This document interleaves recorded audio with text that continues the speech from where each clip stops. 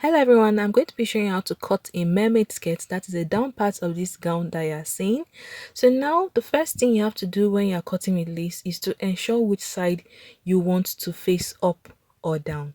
Like you can see the design, you can make the design to face up or you can make it to face down like so. So I like the way this looks. So I'm going to be folding the material so that the design will face down like so. So I've gone ahead and folded the material and I left 1 inch up there for the joining allowance. So now I'm going to apply my waist measurement divided by 4. I'm going to mark that, as you can see. Now I'm going to mark the waist to the hips. I'm going to mark that. That is 9. So after marking it, I'm going to apply the hip measurement. You're going to divide the hip measurement by 4 and then mark it.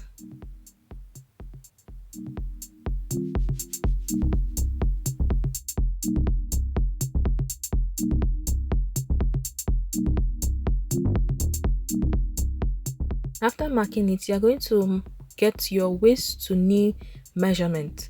So you are going to mark this. As you can see, I'm going to mark my client's waist to knee measurement. And that is 20 inches. Now, whatever you get on your hip after dividing it by 4, you are going to subtract 1.5 inches at the knee. So as you can see, I'm going to subtract 1.5 inches from this hip measurement. So I'm going to apply this on the knee side. And I'm going to mark the point, that is 7.5, as you can see.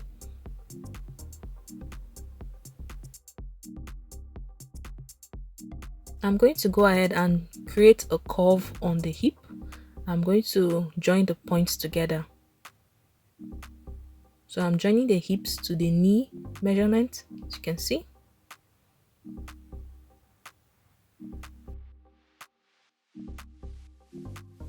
And I'm going to go ahead and join the waist to the hip measurement.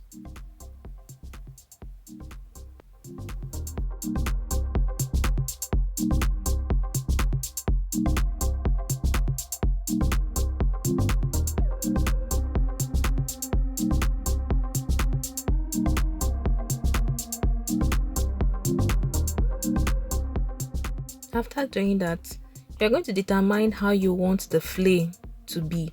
So when I was folding this, I folded this to be 18 inches. So this means that the flay will be 18 inches and the flay has to be wider than your hips.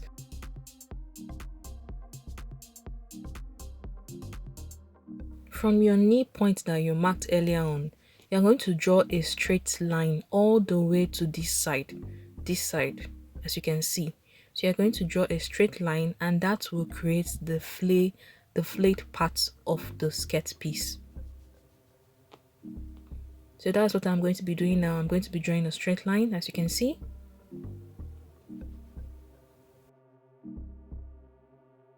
If you're watching this video and you're yet to subscribe, please subscribe to my channel, turn on post notifications so that when I post new videos, you will get notified.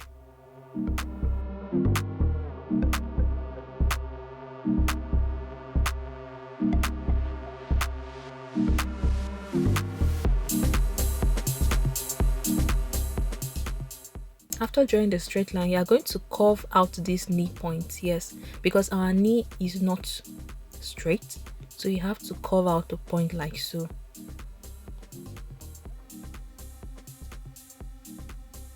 So now we're going to go ahead and add allowances to the waist, to the hips, and to the knee point. So we're going to be adding 2 inches for the allowance.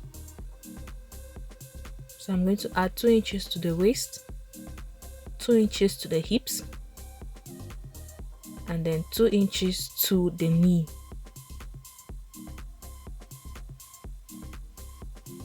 I'm not going to add any allowance to the flayed part because when I'm sewing it, I'm going to be using 1/2 inch.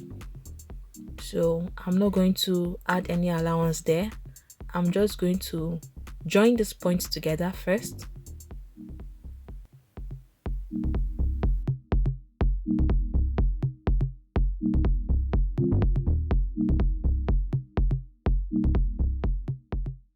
Now from this knee point, I'm just going to create a straight line down to where we marked earlier on. When sewing a mermaid skirt, the flayed part shouldn't have a big allowance. The allowance down there should be very small so that it can flay and lie very well on your body. That's why I'm just drawing a straight line to join that point. When I'm sewing this, I'm going to be using only half an inch to sew it. As you can see, the allowance on the flayed part shouldn't be as big as the allowance on the waist and the hips. So as you can see, I've added the allowances and I've also joined the points together. So now I'm going to go ahead and cut this out. If you have any questions, please drop them all in the comment section, and please do not forget to give my video a huge thumbs up. Please like this video and drop your comments in the comment section.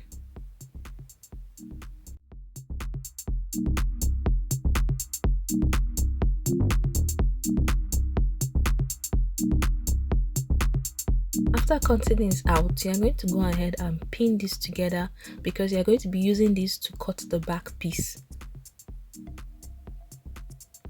So after doing this on the front piece, you're going to go ahead and fold the back piece into two, and then you're going to leave sufficient allowance on the left hand side and on the right hand side.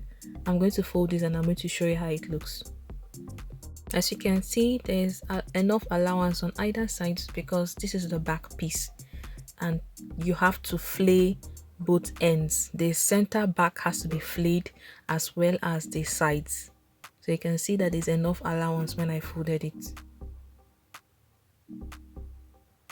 So now we're going to be creating the darts for the back. Yes, now I'm going to be marking 1.5 inch on the waistline, and I'm going to be joining this all the way to 3 or 2 inches above the hip line. So I'm going to be joining this together now, as you can see. So I've added 1.5 inch for the dart for the back piece, as you can see. So now we're going to move to the center back. So now I'm just ensuring I mark out the 1 inch for the joining allowance. So now from that point, we're going to be creating a curve all the way at the back to the hip line and then down to the knee point. So I'm going to be showing you how I'm going to be doing that. Right on the hip line, I'm going to be measuring one inch. As you can see, I'm going to be adding 1 inch there. I'm going to join those points that I've marked with a curve. So right from the waist, I'm going to be creating a curve all the way to the hip line. As you can see, I'm creating a curved line from that hip point there all the way to the waist. I didn't add any allowance at the waist because there's already allowance at the sides. This is to prevent the zipper bulge that usually occurs. So this prevents it. That's why I didn't add any allowance there.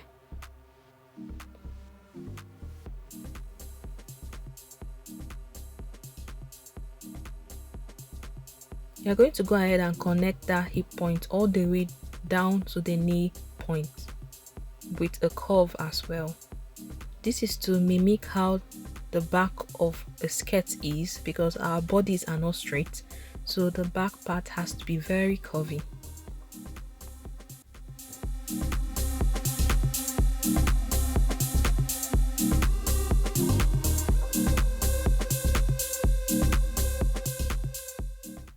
Ensure that the lines are equal and it's actually the knee point. So from the knee point, we're going to be drawing a line just like we did earlier on to create the flayed part of the mermaid skirt. This is why it's important to create allowances on either sides of the folded fabric so that you can actually flay the center back of your mermaid skirt. So we're done with the center back. So we're going to go ahead to the knee point and curve that out.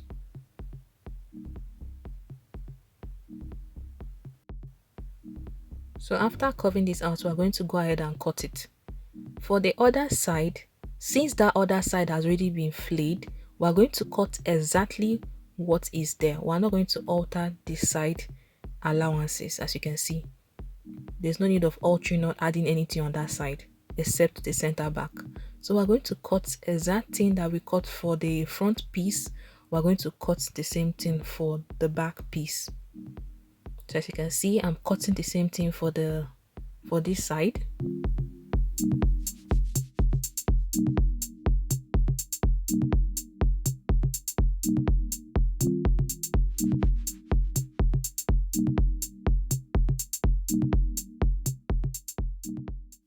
Remember to cut out the 1.5 inches you added.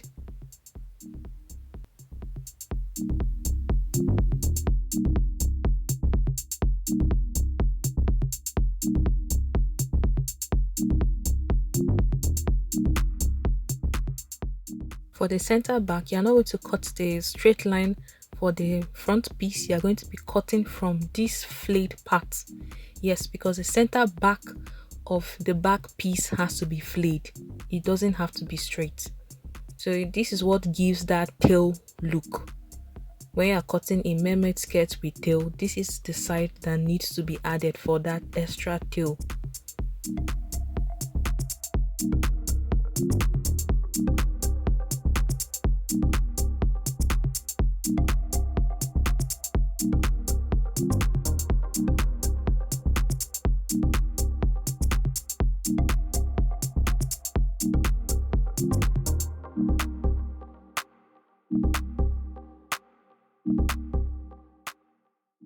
This is how it looks after we're done cutting it.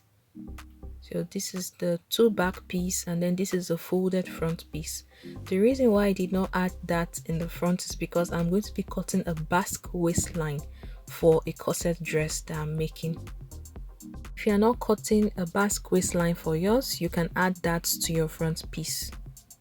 So you are going to go ahead and place this on your doll face or your satin fabric and cut the lining for it. Always remember that the lining has to end towards the end of the lace fabric. So I'm going to be showing you what I mean by that. So you can see the design on the lace. The lining has to end towards that part in the middle so that it will fade into the design. This is where the lining, the doll face or satin has to end. It should not reach the end of the lace. It has to end towards the end, but not the end exactly. So as you can see here, I've gone ahead and I've joined the lace to the doll face. I've also sewn in the darts for the back piece. This is the front piece. I've also sewn the doll face. This is where I'm going to be creating the basque waistline. I went ahead and created a basque waistline and added the bodice to the skirt part of the dress. See how it looks? As you can see, it looks so beautiful and neat. I have a detailed tutorial on how to make the bodice, that is the corset part of this dress. Please check the link in the description box. I'm going to be dropping the link there so that you can see how easy it is to make this bodice part. Thanks for watching. See you in my next video.